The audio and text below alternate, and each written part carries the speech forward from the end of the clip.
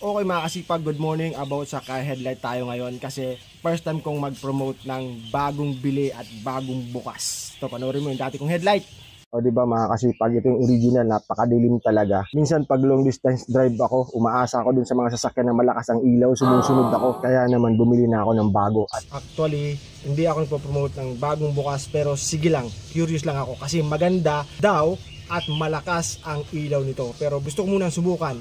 Hindi ko target yung tumagal o quality or what. Target natin is yung malakas nga ba talaga ang ilaw nito. Yung price nito is 1.7. Pero titignan natin kung deserve nga ba sa 1.7. Teka, kabit natin. So madali naman itong ikabit.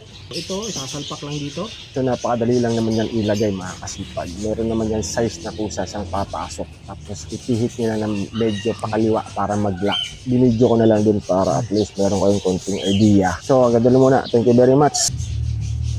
So nakabit na natin. Problema, maliwanag pa. So ang gagawin natin dyan, papatayin natin yung ilaw muna. Ha? Sa taas. What?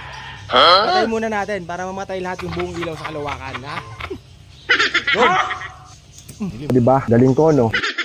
Ito na nga mga kasipag, simulan natin sa paglight. Oh, ayan ha, paglight yan, dim light. So, ito na, yung kinabit natin, headlight na, napakaliwanag. Wow, malinaw pa sa malinaw. So, ayan mga kasipag, kayo na mismo ang humusga. Kitang-kita nyo yung ebidensya. Deserve to sa price niya na 1.7. So, satisfied ako sa rating nito kasi napakaliwanag talaga. So, punta naman tayo sa road. So, ayan oh, grabe, ang linaw. Ang liwanag, hindi scam yung sabi nila na super bright. So, kayo na humusga mga kasipag. Kitang-kita nyo na ang ebidensya by actual video review. Kaya naman mga kasipag, nasa yellow basket ko lang yan or nasa comment section below ang link. So hanggang doon lang muna mga kasipag. Thank you very much. Napatunayan natin maliwanag at super liwanag talaga. So ano pang inaantay mo? Nasa yellow basket ko lang yan.